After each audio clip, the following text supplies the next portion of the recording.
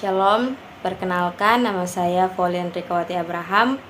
Saya mahasiswa semester 1 dari Universitas Pembangunan Indonesia Manado, Fakultas Ilmu Sosial dan Ilmu Politik, Prodi Ilmu Politik. Pada saat ini saya akan membahas tentang pergaulan bebas. Kita masuk pada pembahasan, yaitu pengertian pergaulan bebas.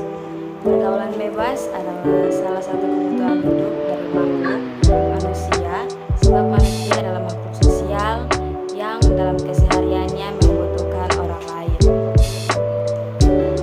Dan hubungan antar manusia dibina melalui suatu pergaulan interpersonal, relationship.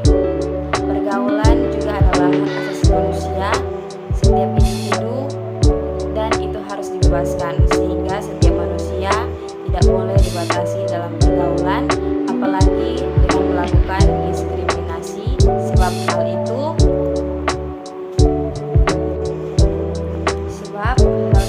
merupakan pelanggaran HAM. Jadi pergaulan antar manusia harusnya bebas, tetapi tetap mematuhi norma hukum, norma agama, norma budaya, norma kesopanan, serta norma bermasyarakat. Jadi kalau secara medis pergaulan bebas, namun teratur atau dibatasi aturan-aturan dan norma-norma hidup manusia, tentunya tidak akan menimbulkan ekses-ekses seperti saat ini. Pergaulan bebas juga sering didefinisikan sebagai melencengnya pergaulan seseorang dari pergaulan yang benar. Pergaulan bebas diidentifikasikan sebagai bentuk dari pergaulan di luar batas atau bisa juga disebut pergaulan liar. Padahal sebenarnya suatu pergaulan bebas bisa membawa pengaruh positif ataupun pengaruh negatif tergantung pada individu itu sendiri. Positif yang dimaksud di sini adalah bebas bisa berteman atau menjalin hubungan tanpa membeda-bedakan satu sama lain. Misalnya orang kulit putih berteman dengan yang kulit hitam, orang Indonesia berteman dengan orang Malaysia, dan lain-lainnya. Dikategorikan negatif jika pergaulan bebas tersebut telah menjerumus menjadi salah satu bentuk perilaku menyimpang, yang mana dalam artian kata bebas dimaksud adalah melewati batas-batas norma ketimuran yang ada. Masalah pergaulan bebas ini sering kita dengar baik di lingkungan maupun di media massa. Remaja adalah individu labil yang emosinya rentan, tidak terkontrol oleh pengendalian dirinya sendiri. Masalah keluarga, kekecewaan, pengetahuan yang minim, dan ajakan teman-teman yang bergaul bebas membuat makin berkurangnya potensi generasi muda Indonesia dalam kemajuan bangsa. Sebagai akibat yang salah, sehingga sering terjebak dalam langkah yang berbahaya, ditambah lagi kecenderungan orang muda ingin mencoba-coba sesuatu yang baru yang belum pernah dirasakan atau dialaminya. Faktor budaya. Orang muda cenderung menganggap bahwa pergaulan bebas ini adalah budaya orang muda zaman sekarang. Mereka merasa pergaulan bebas adalah hak mereka. Mereka mengatakan sekaranglah waktunya bergaul sebebas-bebasnya. Hal ini menimbulkan budaya iseng daripada dikatakan tidak gaul. Mereka akhirnya bergaul sebebas-bebasnya. Faktor keseimbangan hidup. Orang muda memiliki potensi tenaga, idealisme, semangat yang sedang bertumbuh dan sedang memekarkannya, termasuk nafsu seksualitasnya. Kondisi ini jika tidak didukung prinsip-prinsip rohani yang kuat, penguasa diri yang baik, dan pendampingan dari seorang senior yang andal dan berakibat fatal, maka banyak kehidupan orang muda cenderung menjadi liar. Dampak dari pergaulan bebas. Akibat dari pergaulan bebas berorientasi negatif yang dia lakukan akan berdampak bagi dirinya sendiri dan sangat merugikan bagi fisik dan mental. Walaupun perbuatan itu dapat memberikan suatu kenikmatan, akan tetapi itu semua hanya kenikmatan sesaat saja.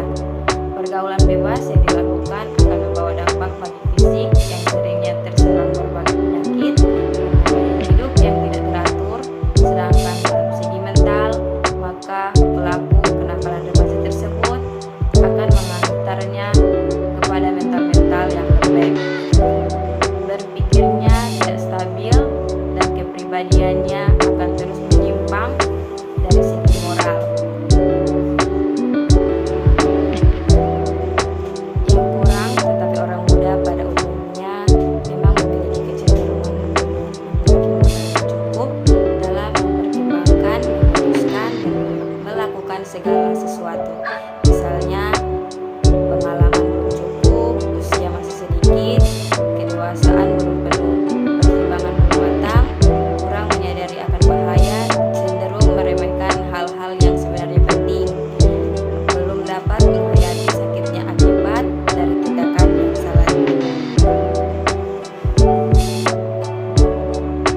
Solusi dan pencegahan pergaulan bebas. 1. Menanamkan nilai-nilai agama, moral, dan etika.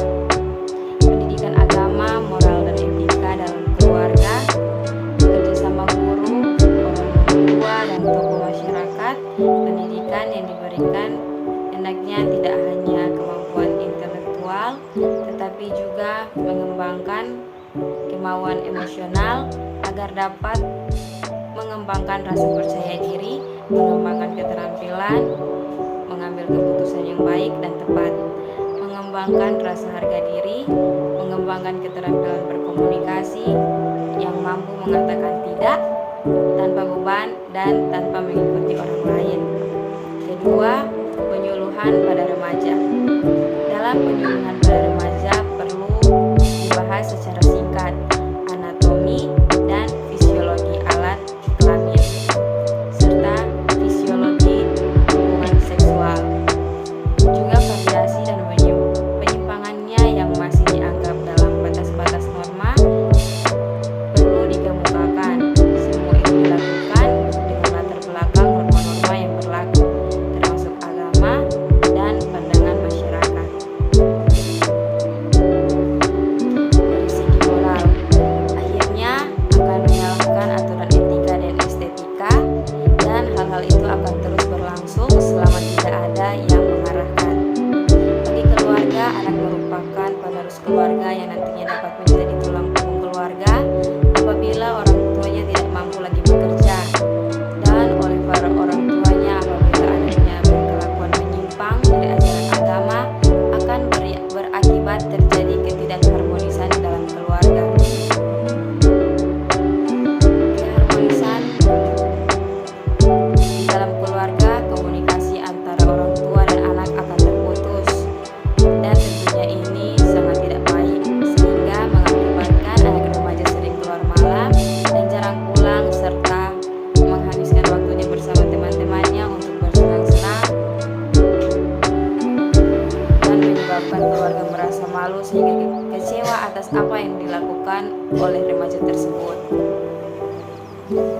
yang mana kesemuanya itu hanya untuk melampiaskan rasa kekecewaannya saja terhadap apa yang terjadi dalam kehidupannya.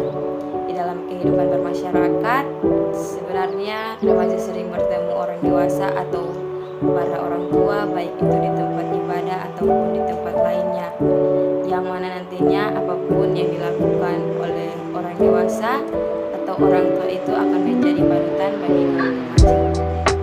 Dan apabila remaja sekali saja berbuat kesalahan, dampaknya akan buruk bagi dirinya dan keluarga, sehingga masyarakat menganggap remaja lah yang sering membuat keonaran, mabuk-mabukan atau mengganggu ketentraman manusia, dianggap remaja yang memiliki merusak moral. Pandangan masyarakat tentang sikap remaja tersebut akan jelek